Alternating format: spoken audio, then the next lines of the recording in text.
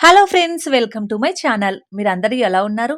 నేనైతే చాలా బాగున్నాను. మీరందరూ కూడా బాగుండాలని మనస్ఫూర్తిగా ఆ శివయ్యనైతే వేడుకుంటున్నాను. మీరు థంబ్‌నెయిల్ చూసారు గదా!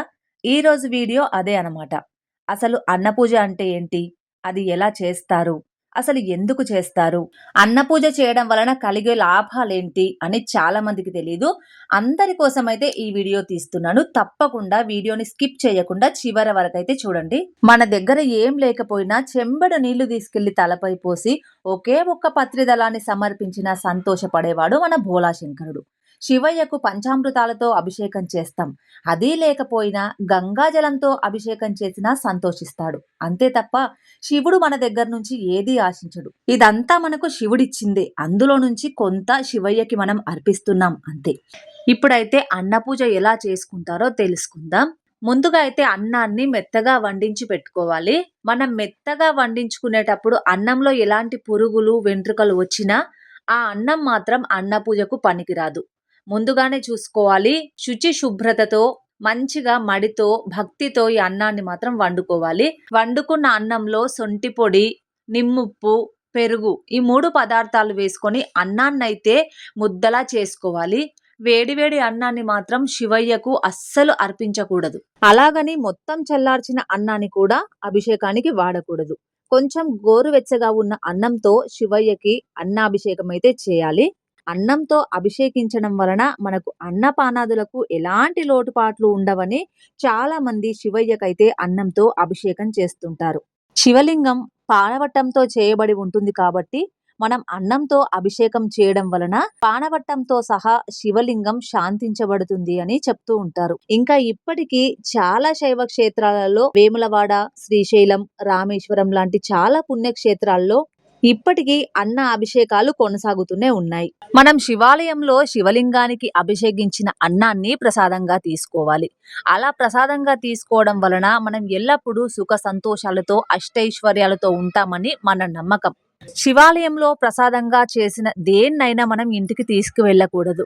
ఒకవేళ అలా తీసుకువెళ్లాల్సి వస్తే శివుడి ముందున్న చండీశ్వరుడి దగ్గరకు వెళ్ళి చండీశ్వరుడి అనుమతితో స్వామి మేము ఈ ప్రసాదాన్ని ఇంటికి తీసుకువెళ్తాం అని చండీశ్వరుడి అనుమతి తీసుకొని మాత్రమే ఇంటికి తీసుకువెళ్ళాలి.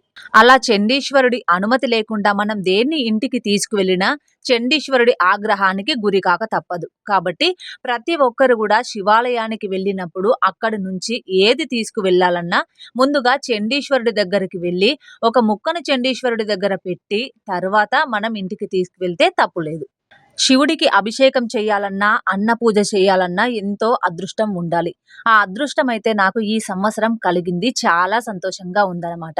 మేము మా చెల్లి వాళ్ళ ఇంటికి వెళ్ళినప్పుడు అక్కడ శివాలయంలో శివుడికైతే మా కుటుంబంతో సహా అభిషేకం అయితే చేసుకున్నాము. అభిషేకం తర్వాత శివయ్యకి అన్న పూజ కూడా చేసుకున్నాం అన్నమాట. చాలా సంతోషంగా అనిపించింది. మనం శివయ్యని ఇలా అన్నంతో అలంకరించిన తర్వాత గంధంతో, కుంకుమతో ఇలా శివయ్యకి మనం అలంకరణ చేస్తే చూడ్డానికి చాలా బాగుంటది. కొన్ని క్షేత్రాల్లో ఇలా అలంకరణ చేస్తారు. లేదంటే కొన్ని క్షేత్రాలలో అన్నాన్ని మాత్రమే శివయ్యకి సమర్పిస్తారు. ఇక్కడ మాత్రం శివయ్యకి అన్నంతో శివరూపాన్నైతే ఇచ్చారనమాట. చాలా బాగుంది చూడ్డానికైతే. మనం అనుకుంటే శివయ్యకి అభిషేకం చేయలేం. మనతో శివయ్య అభిషేకం చేయించుకోవాలనుకుంటే ఎంతసేపు? మాకైతే ఆ కోరిక తొందరగా తీరిందనమాట. అనుకోకుండానే మేము శివయ్య సేవలో పాల్గొన్నాం. మా చెల్లి వాళ్ళ ఇంటికి వెళ్ళినప్పుడైతే శివాభిషేకం చేసుకొని అలాగే శివయ్యకి అన్న పూజ కూడా చేయించాము.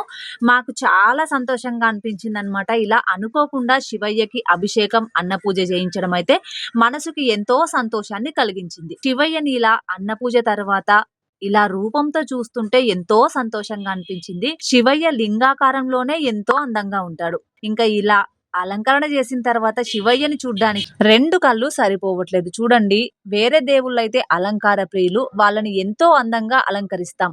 శివయ్య అలంకార ప్రియుడు కాకపోయినా మనం కాస్తంత అలంకరణ చేస్తేనే చూడ్డానికి ఎంత ముచ్చటగా ఉందో. మరి అలంకార ప్రియుడిగా ఎప్పుడు ఇలా అలంకరించుకుంటే ఎంత బాగుంటాడో కదా. మనం మన తృప్తి కోసం ఇలా శివయ్యకి అలంకరణ చేస్తాం గానీ శివయ్య లింగ రూపంలోనే ఎంతో అందంగా కనిపిస్తాడు. ఇంకా ఈ పూజలన్నీ అయితే మా మరిది, మా ఆయన, మా పిల్లలైతే శివుడికి దగ్గరగా ఉండి అభిషేకం, అలాగే అన్న పూజ చేశారు. ఇంతమంది ఒకేసారి శివాలయంలో వాళ్ళ వేద మంత్రాలతో, నమక చమకాలతో శివయ్యకి అభిషేకం, అన్న పూజ చేస్తుంటే చూడ్డానికి మా 2 కళ్ళు సరిపోలేదు. వాళ్ళ మంత్రోచ్చరణలు వినడానికి మా 2 చెవులు సరిపోలేదు. అంత బాగా మేమైతే ఈరోజు అన్న పూజ, అలాగే అభిషేకం అయితే చేసుకున్నామనమాట. మేమెంతో అదృష్టం చేసుంటే తప్ప ఇలా శివయ్యకి అతి దగ్గరగా అభిషేకం, అన్న పూజ చేసుకునే అదృష్టం అయితే వచ్చేది కాదు. మనం ఎంత దూరం పోయి, ఎంత టికెట్ పెట్టి దేవాలయాలలో దర్శనం చేసుకున్నా గానీ దూరం నుంచే మనకి దర్శనం దొరుకుతుంది తప్ప శివయ్యని చేతులతో తాకి ఇలా చేతులతో అన్నాన్ని సమర్పించే అదృష్టం అయితే అందరికి దొరకదు. ఇలాంటి అవకాశాన్ని ఆ శివయ్య మా కుటుంబానికి అందించినందుకు మాకెంతో సంతోషంగా ఉంది. ఇలాంటి అవకాశం మాకు మళ్ళీ మళ్ళీ రావాలని ఆ శివయ్యనైతే మనస్ఫూర్తిగా కోరుకుంటున్నాను. అన్నాభిషేకం తర్వాత అందరూ కలిసి శివయ్యకైతే దీప ధూప నైవేద్య నారికేలాలైతే సమర్పించారు.